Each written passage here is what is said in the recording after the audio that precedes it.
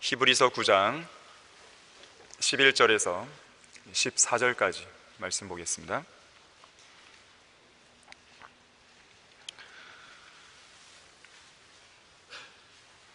그러나 그리스도께서는 다가올 선한 것들의 대제사장으로 오셔서 손으로 짓지 아니한 곧 이러한 건물이 아닌 더 크고 더 온전한 성막을 통하여 염소와 송아지의 피로 아니하고 오직 자신의 피로 한 번 성소에 들어가셔서 우리를 위하여 영원한 구속을 이루셨느니라.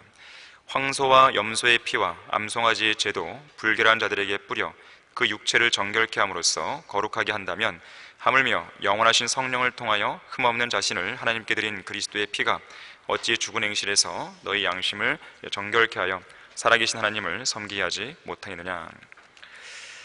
말씀을 위해 기도하도록 하겠습니다.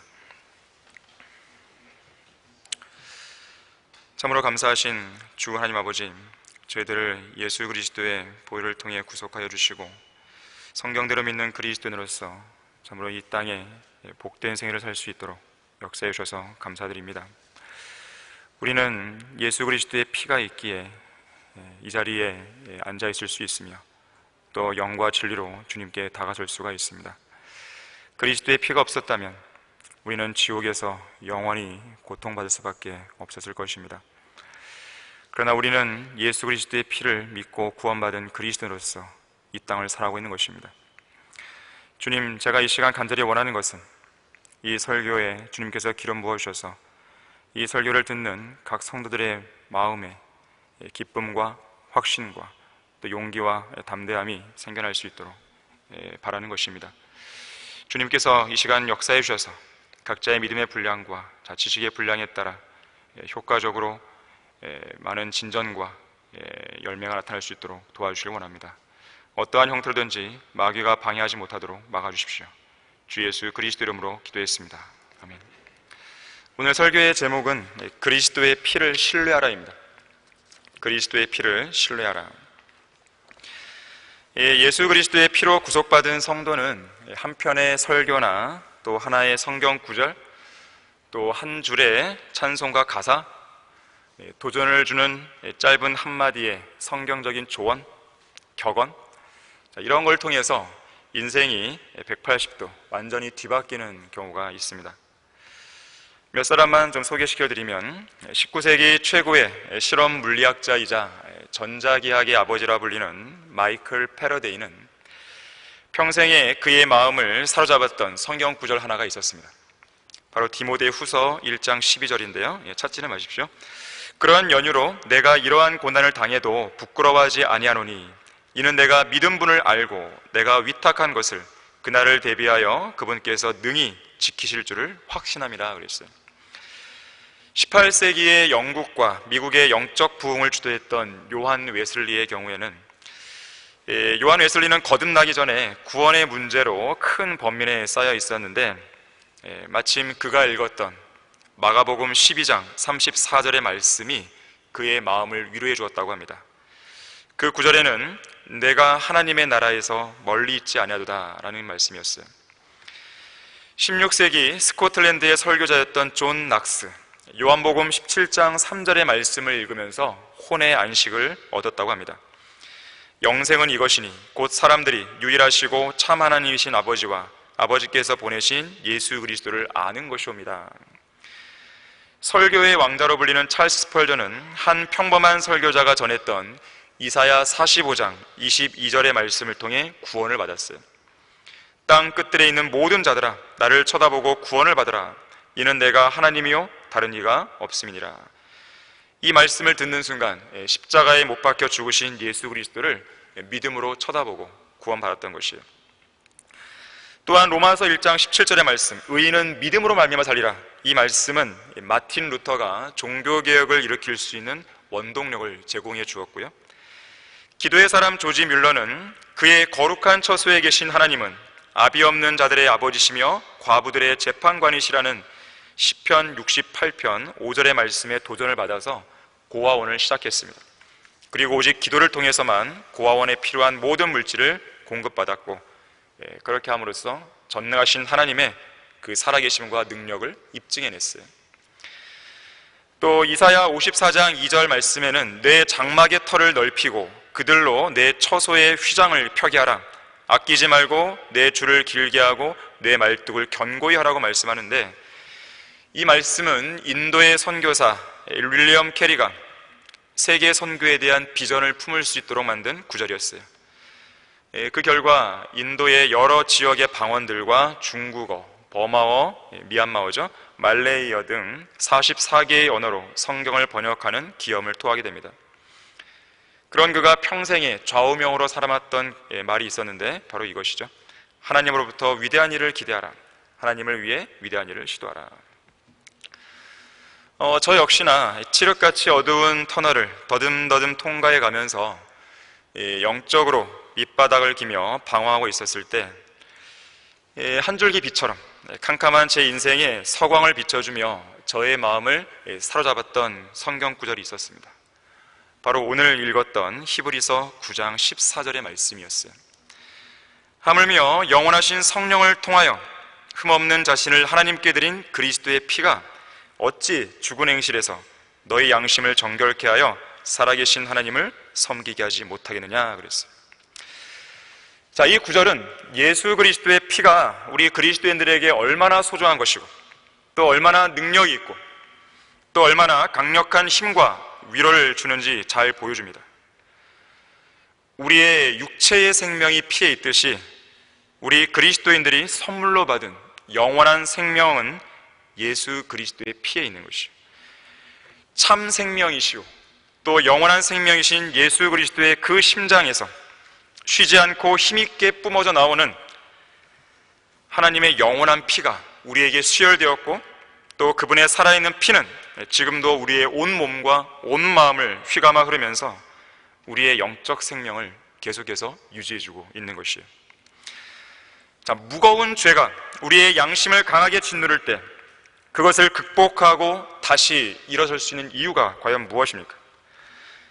밤낮 우리를 고소하는 마귀의 고소장이 하루에 수십 건씩 우리 마음의 문 앞으로 날아들 때 우리가 매일 매순간 담대함을 가지고 다시 일어서서 하나님의 은혜의 보좌로 나아갈 수 있는 이유가 과연 무엇이냐 말이에요. 한없이 나약해 빠진 우리가, 아무런 능력도 없고 지혜도 없고 힘도 없는 우리가, 또 우리를 쉽게 애워싸는 죄로 인해서 반복해서 넘어지는 우리가 오늘도 다시 일어나서 그리스도의 군사로서 싸울 수 있고 또 그리스도의 일꾼으로서 다시 주님을 위해 일하고 섬길 수 있는 그 이유가 과연 어디에 있냐 이거예요. 이 모든 질문에 대한 답은 딱 한 가지입니다. 바로 예수 그리스도의 피가 여전히 뜨겁게 우리 안에 흐르고 있기 때문에 그런 것이에요. 일본의 우찌무라 간조라고 하는 한 그리스도인은 이렇게 말합니다. 무거운 죄의 짐에 억눌려 있거나 양심의 가책으로 괴로워하는 자에게 유일한 특효약은 예수 그리스도의 십자가다. 찰스 스펄전은 하나님의 백성은 오직 예수 그리스도의 피를 통해서만 안전하다 그랬어요. 성경은 피의 책이죠. 피로 물들어 있습니다. 창세기 3장 21절에서 죄를 지은 최초의 인류에게 그들의 몸을 가릴 가죽옷이 제공되기 위하여 최초로 어린 양의 피가 흘려진 이래로 성경을 통해 계시된 인류의 역사는 죄의 용서를 위해 드려진 수많은 동물들의 피와 함께 기나긴 피의 역사를 지나왔습니다. 그리고 초림 당시에 세상 죄를 제거하시는 하나님의 어린 양께서 갈보리 십자가에 설리신 그 피의 위대한 속죄를 지나서 요한계시록 19장 13절에서 재림하시는 예수 그리스도께서 피에 적신 옷을 입으시기까지 성경의 역사 속 피의 행진은 지금도 진행 중인 것이죠. 그래서 마틴 루터는 이렇게 말합니다. 성경을 힘껏 짜봐라. 그러면 피가 나올 것이다 그랬어요. 우리가 잘 아는 찬송가 내일 일 나 알 수 없네 3절 가사에는요, 나의 가는 이 길 앞에 물과 불이 가로막아도 주님이 나를 앞서가며 그 피로 덮으시네라는 가사가 있습니다. 자, 우리가 순례길을 가는 동안 예상치 못한 일들이 얼마나 많이 일어납니까? 얼마나 많은 고통과 얼마나 많은 난제들이 우리를 위협하고 힘들게 하나요? 자, 그런 가운데서도 우리 성도들이 안전하게 걸을 수 있고 보호를 받을 수 있는 이유는 예수 그리스도의 보혈이 우리가 가야 할 그 길, 그 앞에 흘려져 있기 때문에 그렇습니다. 또한 그 피는 우리를 덮으며 보호하고 있어요. 예수님이 흘리신 피의 효력은 지금도 유효합니다. 지금도 유효해요. 과거에 우리가 구원받았을 때만 유효한 것이 아닙니다. 매일 매순간 그 피는 우리에게 강력한 효력을 발휘하고 있는 것이죠. 그래서 우리는 항상 그리스도의 피를 신뢰해야 합니다. 그리스도의 피는 위대한 능력이 있기에 아무리 죄로 찌든 양심일지라도 정결케 해서 하나님의 보좌 앞으로 나아가 하나님을 섬길 수 있게 해주십니다. 이 피는 동물의 피도 사람의 피도 아닌 영원한 생명이신 주 하나님의 피라는 사실을 기억하셔야 돼요. 자, 여러분은 그리스도의 피를 지금도 신뢰하고 있습니까? 첫 번째로 그 피는 우리로 하여금 담대하게 하나님의 은혜의 보좌로 나아가게 합니다. 우리 다 같이 히브리서 10장 19절과 20절 찾아보겠습니다. 히브리서 10장 19절과 20절입니다. 그러므로 형제들아, 우리가 예수의 피로 인하여 담대하게 지성소에 들어가나니 그가 우리를 위해 바치신 새롭고 살아있는 길로 휘장 곧 그의 육체를 통하여 들어가느니라. 오직 예수 그리스도의 피만이 우리를 하나님의 보좌 앞으로 이끌어줄 수 있습니다. 예수 그리스도의 피만이 우리가 하나님 앞에 담대하게 나아갈 수 있는 기반이 되고 영적 전쟁에서 용기 있게 이길 수 있는 초석이 되며 하나님의 사역을 자신감 있게 섬길 수 있는 굳건한 터전이 되는 것이에요. 자, 어떤 경우에라도 예수 그리스도의 피를 신뢰하셔야 됩니다. 어떤 경우에라도 그 고귀한 피에다가 여러분 자신의 인간적인 의나 종교적인 행위나 자부심을 섞어버림으로써 예수 그리스도의 피의 능력을 희석시켜서는 안 돼요. 예수 그리스도의 피는 우리가 하나님의 보좌로 나아갈 수 있는 대로를 활짝 열어놓았습니다. 만왕의 왕이 어떤 분이십니까? 만주의 주가 어떤 분이세요? 하나님께서 앉아 계신 보좌는 영광의 보좌예요. 존귀의 보좌예요. 권세가 있고 위엄이 있고 공의가 있고 심판이 있고 거룩함이 있고 두려움이 가득한 보좌입니다. 아무나 함부로 나아갈 수 있는 자리가 아니라는 거예요. 왕의 보좌입니다. 에스더서에 보게 되면 한때 세계를 제패했던 페르시아에 아무도 변경할 수 없는 법이 하나 있었어요. 왕의 부름을 받지 않은 누군가가 왕에게로 나아갔다가 그를 사형에 처하는 법이 있는 거예요. 당시에 페르시아의 왕후였던 유대인 출신 에스더는 진멸될 위기에 놓인 이스라엘을 구하기 위해서 죽으면 죽으리라는 각오로 목숨을 걸고 왕의 보좌 앞에 나아간 적이 있습니다. 하나님의 은혜와 섭리적인 인도하심이 아니었다면 그녀는 죽었을 것이에요. 하지만 하나님의 은혜의 손길을 따라 왕으로부터 호의를 얻었고 자신의 동족을 그 진멸될 위기에서 구원할 수 있는 단초를 제공하게 됩니다. 그만큼 위험 있는 왕의 보좌 앞으로 나아가는 것은 매우 두렵고 떨리는 일이에요. 그러나 구원받은 성도에게는 그러한 왕의 보좌가 담대히 나아갈 수 있는 은혜의 보좌로 인식이 되는 것이죠. 바로 거룩한 보좌로 나아가는 그 길에 예수 그리스도의 피가 흘려졌기 때문에 그렇습니다. 구약에서 성막 안에 있는 지성소가 어떤 장소였습니까? 하나님의 임재의 장소예요. 아무나 언제든지 들락날락거리는 그런 장소가 아니란 말이에요. 이곳은 오직 대제사장만이, 그것도 1년에 한 번만, 대속죄일에만 들어갈 수 있었어요. 지성소 안에는 촛불이 없어요. 하지만 칠흑같이 어둡진 않습니다. 왜냐하면 바로 그 지성소 안에 언약궤 위에 놓인 자비석에 빛이신 하나님께서 임재해 계시기 때문에 그렇습니다. 자, 대제사장은 매년 지성소에 들어가서 동물의 피를 뿌리게 됩니다. 지성소에다가. 하지만 지성소는 피로 더럽혀지지 않아요. 대제사장이 다음 해에 다시 들어가 보면 거기에는 지난 해에 뿌렸던 핏자국이 없습니다. 지성소에 피가 없고 깨끗한 이유는 무엇입니까? 자비석에 뿌려진 그 피를 하나님께서 친히 정결케 하시기 때문에 그런 것이죠. 대제사장이 피를 뿌리고 나가자마자 하나님의 영광스러운 빛이 그 피를 깨끗이 닦아버리는 것이죠. 러크만 목사님은 좀 재미있게 위트 있게 표현을 했는데, 대제사장은 매년 지성소에 들어갈 때마다 너무 두려우니까요, 앞을 바라볼 수조차 없는 하나님의 영광스러운 빛 때문에 늘 두려움에 사로잡혔을 것이라고 했어요. 그래서 짐승의 피를 취해서 얼른 자비석 위에 뿌리고는 뒤로 물러나서 절하고 걸음아 날 살려라 하는 심정으로 휘장 밖으로 빠져나왔을 거라고 이야기합니다. 자, 하지만 지금은 어떻습니까? 하나님께서 임재하시는 지성소로 나아가는 것을 우리는 두려워할 필요가 없게 됐어요. 그 일에 관한 한 모든 것이 예수 그리스도의 피에 의해 깨끗하게 정리가 됐기 때문에 그렇습니다. 특히 예수님께서 십자가 위에서 다 이루었다라고 소리를 지르신 후에 숨을 걸었을 때 그 두꺼운 휘장은 위에서 아래로 둘로 찢어졌죠. 이제는 그 누구라도 대제사장이신 예수 그리스도의 피를 의지해서 지성소로 담대히 들어갈 수 있는 길이 열리게 된 것이죠. 죄로 인해서 하나님의 영광에 이르지 못했던 죄인들에게 지성소에 앉아 계신 하나님의 임재로 나아갈 수 있는 길이 생긴 것입니다. 자, 현재 우리의 위치를 생각해 보십시오. 예수 그리스도의 몸 안으로 들어와 있을 뿐만 아니라 우리의 거듭난 영은 그리스도 예수 안에서 저 천상에 있는 하나님의 보좌 오른편에 앉아 있는 것이죠. 우리가 영과 진리로 경배를 드리고 있는 이 시간, 우리는 하나님의 임재의 장소인 지성소에 서 있는 것이나 다름이 없는 것입니다.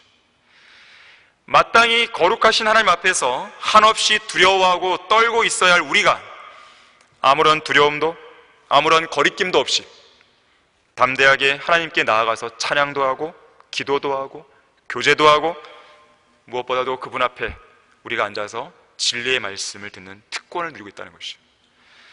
과연 그 이유가 뭐냐 이거예요. 단순히 우리가 종교적이고 형식적인 의식에 사로잡히기 때문에 그런 것입니까? 영광의 위엄 가운데 계신 하나님이 우리 눈에 직접 안 보이니까 그런 두려운 생각이 별로 안 드는 것입니까? 아니면 그런 두려움과 떨림은 있는데 그동안 내가 주님을 위해 쌓아온 개인적인 업적이 많으니까 다른 사람보다는 좀 당당한 마음이 드는 것입니까? 지난 주간에는 죄도 별로 안 짓고 평소보다 성경도 많이 읽고 기도도 많이 하고 구령도 많이 해서 주님께 나아올 수 있는 자신감이 좀 더 생긴 겁니까? 결국 그렇지가 않죠. 우리가 오늘이든 어제든 아니면 지난 주간이든 지난 달이든 우리가 주님을 위해 어떤 열매를 풍성하게 맺고 또 중요한 일을 감당한다 했다 하더라도 우리가 지성소 안에 들어와 있는 이상 우리는 오직 예수 그리스도의 보혈만을 발판으로 삼고 있어야 돼요. 오늘 내가 얼마나 선하게 살았는지 악하게 살았는지 그건 중요한 게 아니에요. 우리가 담대하게 하나님을 가까이 할 수 있는 근거는 오직 한 가지예요. 예수 그리스도의 피입니다. 그의 아들 예수 그리스도의 피가 우리를 모든 죄에서 깨끗하신다 그랬어요. 우리가 조금이라도 우리 자신의 어떤 개인적인 의를 내세우는 순간 100점 100패예요. 마귀는 그걸 노리는 거예요. 마귀가 노리는 것은 우리 안에 있는 어떤 그런 인간적인 의를 막 부추기는 것이에요. 그리고 우리가 그걸 붙잡았을 때 우리는 곧바로 고꾸라져 버리는 것이죠. 어떤 상황이 있든지 예수 그리스도의 피를 내가 주장하고 내세울 때 안전할 수 있어요. 담대할 수 있습니다. 자신감이 생기는 것이에요. 구원받기 전에는 수많은 죄들이 우리의 길을 막고 서서 고소하고 정죄하고 진노의 심판과 멸망을 통해서 우리를 두렵게 하고 저지했지만 구원받은 이후로는 달라졌어요. 주님의 위대한 구속사역에 따른 그 보혈이 모든 죄와 두려움을 일순간에 걷어버린 것입니다. 이것이 바로 예수 그리스도의 피로 이룩된 하나님의 은혜입니다. 그래서 구원받은 성도의 삶은 하나님의 은혜를 빼놓고는 설명할 수가 없어요. 찰스 스펄전은 말합니다. 인간의 노력에 의한 선행으로 하늘나라에 가려고 하는 것보다 종이로 만든 종이배를 타고 대서양을 횡단하려 하는 편이 더 낫다. 따라서 구원은 인간의 행위가 아니라 전적으로 예수 그리스도의 피를 믿는 믿음을 통한 하나님의 은혜로 주어진다라고 했어요. 자, 그리스도인의 삶은 하나님의 은혜로 시작해서 하나님의 은혜로 마감되는 삶이에요. 우리가 인생 여정을 모두 다 끝마치고 하늘 천성문에 다다를 때 우리가 주님 앞에서 하게 될 최고의 최상의 고백은, 유일한 고백은 딱 한 가지예요. 지금의 내가 있게 된 것은 전적으로 하나님의 은혜입니다. 이것밖에 없는 것이죠. 바울이 그렇게 말했습니다. 하나님의 은혜로 지금의 내가 되었고 또 내게 주신 그분의 은혜가 헛되지 아니하여 그들 모두보다 내가 더 많이 수고하였으나 그것은 내가 아니요 나와 함께 하신 하나님의 은혜로다 그랬어요. 어설프게 주님을 섬긴 사람만이 자신의 뭔가를 드러내길 좋아해요. 나 이것 되고 저것 되고. 주님을 진정으로 섬겼고 제대로 섬긴 사람은요, 그런 모습이 안 드러나는 것이죠. 여러분은 그리스도의 피를 지금도 신뢰하고 있습니까?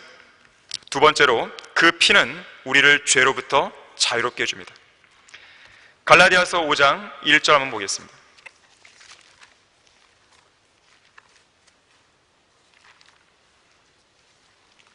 갈라디아서 5장 1절입니다.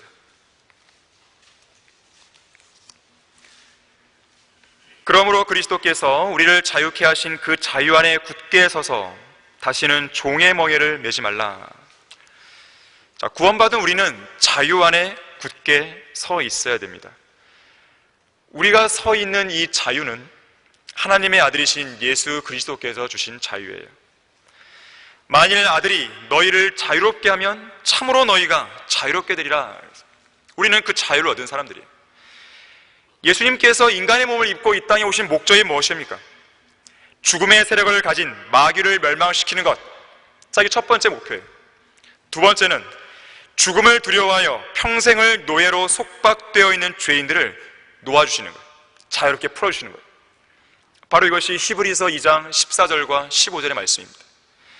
바로 그 일을 이루시기 위해서 십자가에서 피 흘려 죽으신 거예요. 다시 말해서 우리가 받은 이 자유는, 우리가 누리는 이 자유는 예수 그리스도의 피의 대가로 주어진 자유입니다. 자유에는 공짜가 없습니다. 자유의 토양에는 항상 누군가의 피가 흘려져 있어요. 우리나라가 자유민주주의 토양 위에 굳게 서 있을 수 있는 이유도 마찬가지예요. 공산주의로부터 나라를 지키기 위해 싸우다가 죽은 애국 선열들의 피가 흘려졌기 때문에 가능한 일입니다. 하지만 오늘날 진보 좌파 정권에서는 이렇게 피의 대가로 얻어진 이 자유를 민주화 운동이니 반정부 시위니 촛불 시위니 노동자 운동 등과 같은 것들로 자유의 진정한 의미를 퇴색시키고 있죠. 심지어 그 자유를 북한 김정은 정권의 유익을 위해서까지 쓰고 있고, 이제는 아예 우리나라 공식 명칭에서 자유란 말을 떼려고 하는 것이죠. 어쨌든 자유를 추구하는 목적이 어디에 있든지 자유의 나무는 피를 먹고 자란다라는 토마스 제퍼슨의 말은 사실인 것이요. 그 사실은 어느 시대, 어느 분야에서나 다 있어 왔습니다. 종교의 자유도 마찬가지입니다. 종교의 자유도 피를 먹고 자라왔어요. 오늘날처럼 공산주의나 이슬람 국가를 제외한 대부분의 나라들에서 종교의 자유가 완전히 보장되기 시작한 것은 역사적으로 200년도 채 안 됩니다. 그 전까지는 종교의 자유가 없었어요. 로마 가톨릭은 교회 국가라는 걸 이야기해요. 교회 국가. 교회와 국가가 하나란 말이에요. 종교 개혁자들도 역시나 교회와 국가의 하나를 부르짖었습니다. 그러다 보니 교회가 국가고 국가고 교회예요. 교회의 법이 곧 국가의 법이 됩니다. 다시 말하자면 카톨릭을 따르지 않으면, 혹은 개신교를 따르지 않으면 죽을 수도 있는 거예요. 추방될 수도 있는 거예요. 종교의 자유가 없습니다. 그래서 그런 가운데 재침례 교도들이 죽은 거예요. 재침례 교도들은 카톨릭의 손에만 죽은 게 아닙니다. 종교 개혁자들의 손에서도 죽었어요. 추방당하고 박해받고. 왜냐하면 종교 개혁자들은 카톨릭의 누룩에서 제대로 벗어난 게 아니기 때문에 그래요. 카톨릭처럼 흉내를 내며 그들 나름대로 국가교회를 한 것이에요. 그리고 거기에 반하는 사람들이 있다면 바로 그들을 쫓아낸 것이죠. 죽이기도 한 것이고. 바로 그래서 재침례 교도들, 폴리시안, 왈덴스, 그 이상의 성경대로 믿는 사람들이 이들의 손에 의해서 계속 죽었어요. 그래서 이들은 계속해서 교회와 국가의 분리를 주장해 왔습니다. 사실 오늘날 교회와 국가의 분리를 이룬 것은 재침례 교도들이 피 흘린 발자취를 통해서, 그들의 피 흘린 발자취를 통해서 이렇게 놓은 것이에요. 미국의 독립운동에 앞장섰던 정치가 패트릭 헨리를 아실 겁니다. 이 패트릭 헨리는 침례교 설교자들이 거리에서 설교했다는 이유로 매질당하는 것을 목격한 일이 있었습니다. 그 이후에 그는 1775년 3월 23일에 했던 한 연설에서 미국은 성공회를 기반으로 하는 영국의 정치적, 종교적 폭정에 항거하여 영국으로부터 독립해야 한다고 호소하면서 이렇게 외칩니다. 우리가 자유를 유지하려면 싸워야 합니다. 무기에 호소하고 하나님께 호소하는 것만이 우리에게 남아있는 유일한 길입니다. 강한 자만이 싸울 수 있는 것은 아닙니다. 항상 경계하며 행동하며 용기를 가진 사람들도 싸울 수 있습니다. 우리에게는 다른 선택의 여지가 없습니다. 이제 전쟁은 피할 수 없습니다. 여러분은 평화를 거듭 외치고 있지만 평화는 없습니다. 전쟁은 이미 시작되었습니다. 우리 형제들은 이미 전장에 가 있습니다. 그런데 우리는 왜 한가하게 이곳에서 시간을 죽이고 있는 것입니까? 진정 여러분이 바라는 것이 무엇입니까? 쇠사슬을 차고 노예가 되어가고 있는데도 목숨이 그리도 소중하고 평화가 그리도 달콤하단 말입니까? 전능하신 하나님이시여, 우리의 길을 인도해 주옵소서. 여러분이 어떤 길을 선택할지 나는 모르지만 나는 이렇게 외칩니다. 내게 자유가 아니면 죽음을 달라. 자, 이러한 자세는 과거에 우리를 노예로 삼고 종노릇하게 했던 죄에 대해서 우리가 취해야 할 자세에 그대로 적용이 되는 것이죠. 우리는 우리의 육신을 위해서 우리의 자유를 사용해야 될 이유가 없습니다. 왜냐하면 우리는 육신에 빚을 진 자들이 아니기 때문에 그래요. 로마서 8장 12절에서는 우리가 빚진 자들이나 육신에 진 것이 아니니 육신을 따라 살 것이 아니라 그랬어요. 우리는 육신에 대해 아무것도 빚진 게 없습니다. 우리가 예수 그리스도의 피를 통해 구원받은 순간 육신에 지고 있던 그 어떠한 빚도 이미 다 소멸되어 버린 것이에요. 더구나 우리가 예수님을 구주로 영접한 바로 그 순간 우리의 육신은 이미 죽어버린 것이죠. 살아있다고 생각하는 순간 문제는 거기에서 시작됩니다. 우리가 이것을 안 하니 곧 우리 옛사람이 그와 함께 십자가에 못 박힌 것은 죄의 몸을 멸하여 더 이상 우리가 죄에게 종노릇하지 않게 하기 위함이니라. 이는 죽은 자가 죄로부터 자유롭게 되었기 때문이라. 로마서 6장 6절과 7절이에요. 그리스도의 십자가를 통해 우리의 육신은 이미 죽은 것이기 때문에 우리는 죄로부터 자유로워졌어요. 자유롭다는 것은 더 이상 육신에게 이끌려 다닐 이유가 없다는 것이에요. 우리의 육신이 요구하는 육신의 정욕, 안목의 정욕, 생의 자랑에 따라서 우리에게 요구하는 그 어떠한 것도 우리는 따라갈 이유가 없어요. 육신이 요구하는 것에 대해 일일이 비위를 맞춰가며 그 요구를 들어줘야 할 이유가 전혀 없습니다. 우리가 구원받기 전에는 그렇게 할 수밖에 없었어요. 자유가 없기 때문에. 육신의 요구를 거절할 자유가 없었어요. 육신이 행동하라는 대로 행동해야 돼요. 육신이 보라는 대로 봐야 돼요. 육신이 말하는 대로 말해야 됩니다. 육신이 생각하라는 대로 생각해야 돼요. 노예이기 때문에 깨끗한 것이든 더러운 것이든 선한 것이든 악한 것이든 가리지 않고 육신이 지시하는 대로 우리가 행동해야 됩니다. 하나님께서는 그런 육신에 따른 행동들 중 그 어떤 것도 인정하지 않으세요. 그것이 아무리 선한 것이라 할지라도 인정 안 하십니다. 그래서 육신 안에 있는 자들은 하나님을 기쁘시게 할 수 없다고 말씀하는 거예요. 그러나 예수 그리스도의 피로 구속받은 이후로는 모든 게 달라졌어요. 새로운 피조물이 된 것이죠. 이제는 그 육신의 요구를 거절할 자유가 생긴 것이죠. 대단한 자유입니다. 대단한 특권이에요. 세상 사람들을 보십시오. 자기 마음대로 누가 뭐라고 하든지 자기 마음대로 할 수 있는 자유를 원해요. 그러나 그들에게는 어떤 자유가 없습니까? 자기 마음대로 더러운 죄들을 거부할 자유가 없어요. 그들은 죄의 종이에요. 사탄의 노예입니다. 죄에 찌든 채 평생을 죄만 지고 살다가 지옥의 불구덩이에 들어가는 것이죠. 하지만 우리에게는 그런 더러운 죄들을 단호하게 거부할 수 있는 자유가 생겼어요.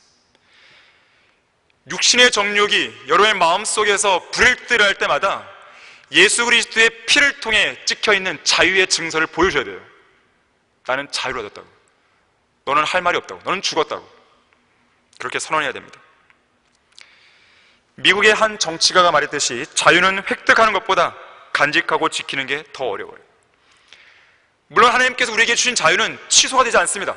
그러나 그 자유를 가지고 내가 구원받았으니까 마음대로 쓸 수 있는 건 아니라는 거예요. 우리는 이 자유 안에 굳게 서서 죄와의 싸움을, 육신과의 싸움을, 사탄과의 싸움을 지속적으로 해나가야 되는 것이죠. 여러분은 그리스도의 피를 지금도 신뢰하고 있습니까? 세 번째로, 이 피는 우리가 쓰러졌을 때 다시금 일어나게 해줍니다. 우리 다 같이 히브리서 12장 12절 13절을 보겠습니다. 히브리서 12장 12절과 13절입니다.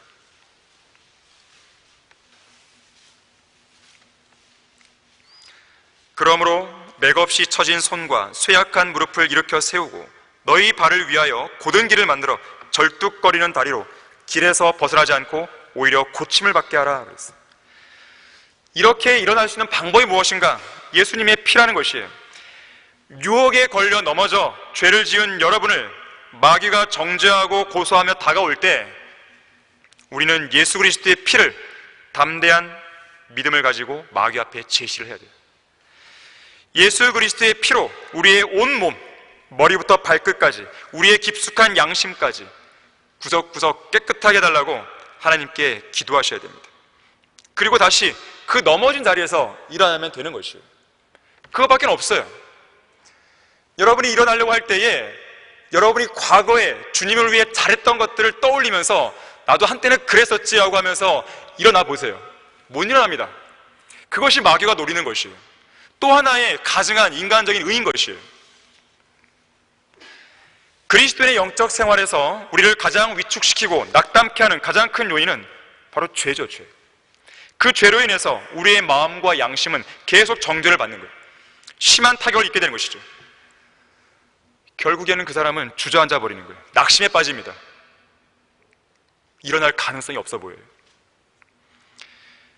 아이성 제1차 전투를 기억하실 겁니다. 그때 패배했던 여호수아와 백성들은 낙심이 있었어요. 너무나 낙심이 컸던 나머지 여호수아는 이렇게 부르짖습니다. 다 같이 여호수아 7장 한번 찾아보겠습니다. 여호수아 7장 7절입니다. 그렇게 강한 군대 대장이었던 여호수아도요, 이렇게 어려울 때가 있었던 것이에요. 여호수아 7장 7절 보시면, 여호수아가 자기 옷을 찢고 그와 이스라엘 장로들이 주의 궤 앞에서 땅에 엎드려 머리에 티끌을 쓰고 저녁 무렵까지 있더라. 여호수아가 말하기를 슬프도소이다. 오 주 하나님이여, 어찌하여 주께서는 이 백성을 인도하여 요단을 건너게 하시고 우리를 아모리인의 손에 넘겨주어 멸망시키려 하시나이까? 하나님께서 우리를 만족해 하시고 요단 건너편에 거하게 하셨다면, 오 주여, 이스라엘이 그들의 원수 앞에 등을 돌렸으니 내가 무엇을 말하리이까? 가나안인과 그 땅의 모든 거민이 그것을 듣고 우리를 둘러싸서 우리의 이름을 땅으로부터 끊으리니 주께서는 주의 크신 이름을 어찌 하시려나이까 했더라. 바로 이때 하나님께서는 그 패배의 원인은 다름 아닌 죄에 있다고 여호수아에게 알려주십니다. 10절 11절 보세요. 주께서 여호수아에게 말씀하시길, 일어나라. 어찌하여 내가 이렇게 내 얼굴을 대고 엎드려 있느냐? 이스라엘이 죄를 지었고 그들은 내가 그들에게 명한 나의 언약도 어겼나니 이는 그들이 저주받은 물건을 취하고 도둑질하고 속여서 심지어는 그것을 자기들의 사물 가운데 두었습니다. 주님은 일어나라고 명령하세요. 왜 일어나야 되는 것인가? 자, 지금은 낙심하고 주저앉아 있을 때가 아니라는 것이에요. 물론 우리는 예기치 않은 실패로 인해서 슬퍼할 수 있습니다. 그러나 낙심까지 해서는 안 되는 것이죠. 이 한 번의 패배를 가지고 마치 가나안 땅에서의 모든 전투가 끝나버린 것처럼 주저앉아서는 안 되는 것이죠. 마치 하나님께서 이스라엘을 완전히 포기하신 것 마냥 낙심하고 있어서는 안 되겠죠. 아이성 전투에서 패했으니까 나는 이 시간 이후로 너를 버리겠어. 이렇게 하나님이 말씀하셨나요? 그래서 하나님께서는 여호수아에게 일어나라고 명령하시는 거예요.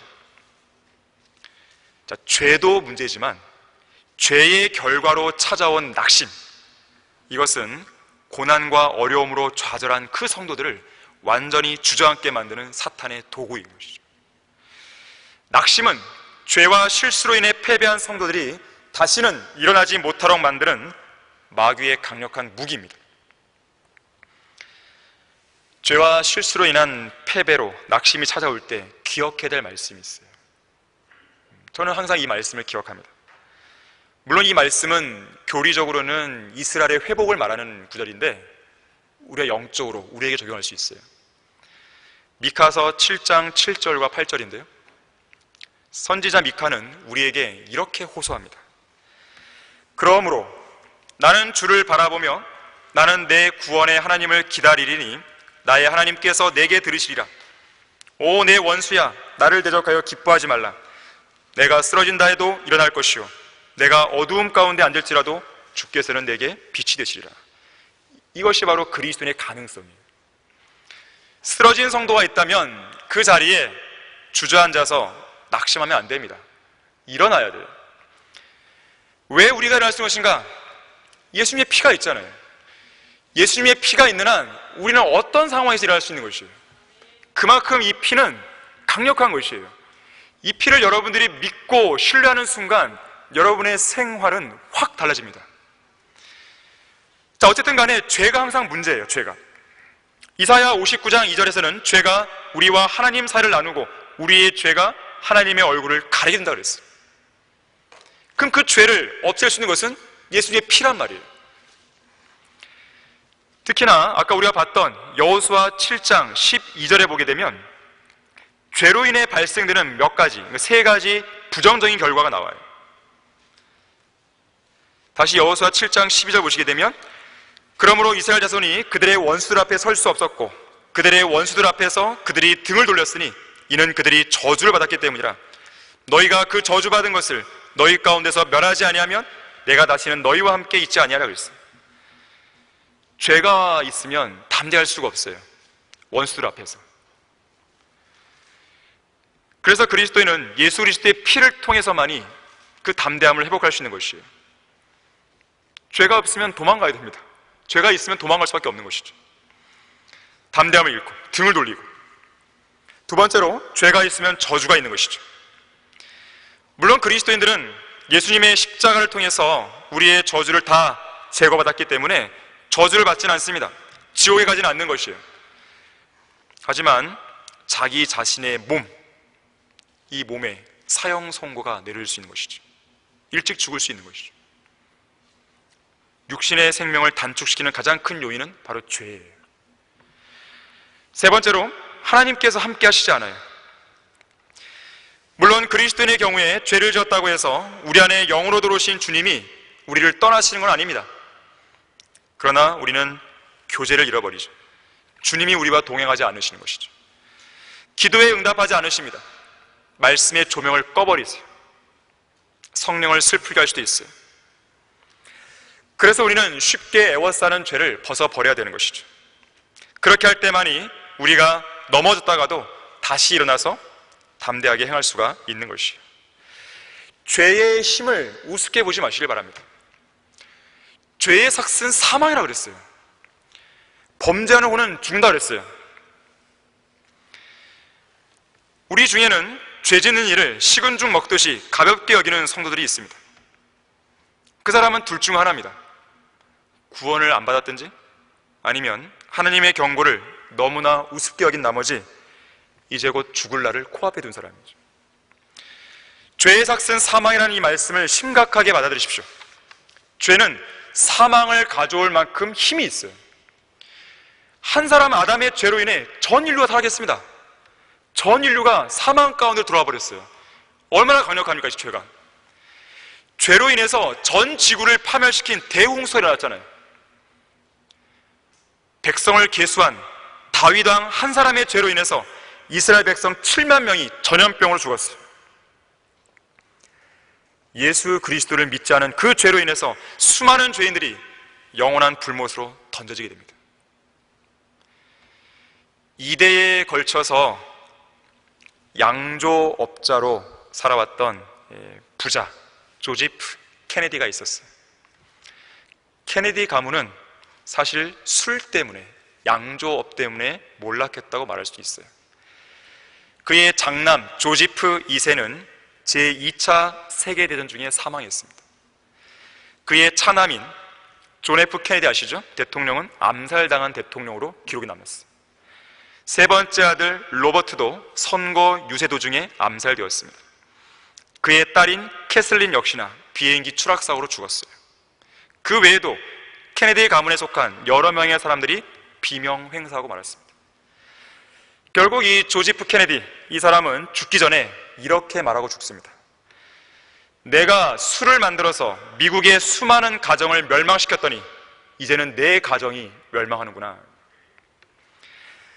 이 사람 죄는 우리 자신뿐만 아니라 가족을 망치고 친구를 망치고 동네 이웃을 망치고 지역사회를 망치고 학교를 망치고 교회를 망치고 한 국가를 망칠 수 있는 힘이 있다는 것이죠. 그래서 히브리서 12장 4절에서는 죄와 맞서서 싸우되 피 흘리기까지 대항을 했어요. 피 흘리기까지. 여러분은 그렇게 싸우고 있습니까? 죄와 딱 맞닥뜨렸을 때에 과연 그러한 자세로 내가 피 흘리기까지 과연 대항하고 있습니까? 아니면 어차피 자백하면 또 용서해 줄 텐데 그런 안일한 마음 속에서 또 한 번 그 순간을 죄를 짓고 넘어가고 계십니까? 우리를 쉽게 에워싸는 죄를 대항해서 피 흘리기까지 대항하는 이러한 자세로 싸워야 됩니다. 죄에 대한 안일한 자세가 너무나 쉽게 그 승리를 내어주게 만드는 것이죠. 죄는 우리가 담대하게 일어나서 앞으로 나아가는 것을 막아요. 하지만 우리에게 여전히 희망이 있고 우리에게 여전히 소망이 되고 우리에게 여전히 위안이 되는 것은 예수 그리스도의 피가 여전히 우리 안에 뜨겁게 흐르고 있다는 사실이에요. 여러분 중에 반복되고 지속되는 그 죄를 짓고 있는 사람이 있다면 오늘 이 시간을 계기로 예수 그리스도의 피를 통해 죄의 문제를 해결하셔야 돼요. 예수 그리스도의 피의 능력을 힘입어서 죄를 자백하고 버리셔야 돼요. 과연 언제까지 그런 삶을 사냐 이거예요. 결론을 맺겠습니다. 베드로는 아주 중요한 순간에 예수님을 3번 부인했어요. 심지어 저주하고 맹세하기까지 했습니다. 어쩌면 그 순간 이후로 베드로는 완전히 주저앉아서 더 이상 회생할 수 없었을지 모릅니다. 평생을 예수님을 부인한 죄책감 속에서 살다가 비참하게 인생을 끝냈었을 수도 있어요. 실제로 그 비슷한 상황에서 유다 이스카리옷은 어떻게 했나요? 예수님을 배반한 이후에 자살을 선택했죠. 하지만 예수님께서는 베드로가 회개하고 회복되는 것에 관심을 두셨습니다. 실패하고 넘어지는 것은 안타까운 일이지만 분명 주님께서는 베드로가 다시 일어나기를 원하셨던 것이죠. 그래서 예수님은 그 일이 있기 얼마 전에 내 믿음이 약해지지 않도록 내가 기도하겠다 그랬어요. 우리 역시 인생에서 넘어질 때가 한두 번이 아니죠. 하지만 지금까지 우리가 믿음을 지킬 수 있었던 가장 큰 이유는 우리의 믿음이 약해지지 않도록 주님이 지금도 기도하고 계시기 때문에 그렇습니다. 죄 가운데 빠져서 낙심할 때, 평안이 없어 방황할 때, 어려운 영적 전쟁과 고난으로 인해서 지쳐 있을 때 주님은 우리의 연약한 믿음을 긍휼히 여기시고 강한 믿음을 소유할 수 있도록 기도하고 계시는 거예요. 자, 우리도 베드로처럼 비참한 순간을 맞을 때가 왜 없겠습니까? 지금 안 그랬다면 앞으로 그럴 가능성은 충분히 있는 것이죠. 죄에 대해서 비통한 눈물로 회개할 때가 분명히 있을 수 있습니다. 하지만 절망의 늪으로 빠져들지는 마세요. 예수님의 피는 지금도 우리를 위해 뜨겁게 살아 흐르는 것이죠. 철저한 회개와 또 실패를 반복하지 말아야겠다는 뼈를 깎는 절박한 마음도 필요하지만 무엇보다도 예수님의 피를 의지하여 다시 일어날 수 있다는 것을 기억하셔야 돼요. 자, 그런데 우리는 죄짓고 자백하는 삶만 반복할 수는 없다 이거죠. 비록 우리는 나약하고 죄로 점철된 삶으로 인해서 항상 주님의 은혜와 자비를 구할 수밖에 없는 그런 존재지만 그렇다고 그렇게만 살면서 인생을 낭비할 수만은 없잖아요. 피터 러커 목사님은 이렇게 말했습니다. 우리가 그리스도인들로서 갖고 있는 가장 큰 문제는 죄들이 너무나 많아서 주님께 그리스도의 피를 기억하시어 용서해달라며 자비와 은혜를 간구하는 데만 너무 많은 시간을 낭비하고 있다는 사실이다. 이로 인해서 우리가 마땅히 드려야 할 찬양과 감사를 주님께 드리지 못하고 있다 그랬어. 죄를 짓고 자백하는 데만 평생을 쓰는 거예요. 평생을. 정말로 주님을 위해서 내가 진정한 찬양과 감사를 드려야 되는데 그렇게 못하고 있는 것이죠. 우리가 습관적으로 반복하는 죄, 고질적으로 넘어지는 죄, 우리를 쉽게 에워싸는 그 죄, 바로 그 추악하고 더럽고 가증한 그 죄를 위해서 예수님께서 십자가에서 피를 흘렸다는 것을 기억하셔야 돼요. 다른 사람도 아닌 바로 여러분 자신이 즐기고 있는 바로 그 죄 때문에 예수님이 죽었다는 것을 기억해야 됩니다. 예수님께서는 십자가에 달리셨을 그 당시에 전지하시니까, 다 아시니까 그렇게 죄 가운데 뒹굴고 있을 여러분을 보셨음에도 불구하고 여러분을 위해 피 흘려 죽었다는 것을 기억하셔야 돼요. 바로 그 피로 우리가 구원받았고 또 지금도 그 피를 신뢰하고 있다면 이젠 더 이상 그리스도의 피를 모독하는 가증한 짓 이제라도 멈춰야 되는 것이죠. 그것이 우리가 그리스도의 피로 구원받은 그리스도인의 가장 아름답고 올바른 행보라고 말할 수 있습니다. 같이 기도하겠습니다. 감사하신 주 하나님 아버지, 예수 그리스도의 피를 통해 우리를 구속하여 주시고 우리가 좌절과 낙심 가운데 있을 때라도 예수님의 피를 기억했을 때 다시 일으켜 세우셔서 참으로 감사드립니다.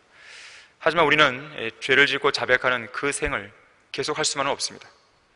이제는 우리가 예수 그리스도의 피를 늘 의지하는 가운데 죄에 대해 승리를 해야 됩니다. 이겨야 됩니다. 사탄의 공격에 대해서도 이겨야 됩니다. 우리가 그러한 삶을 살 수 있도록 오늘 이 계기가 될 수 있도록 해주십시오. 모든 걸 감사드리며 주 예수 그리스도 이름으로 기도했습니다. 아멘. 우리 다 같이 일어나셨어요?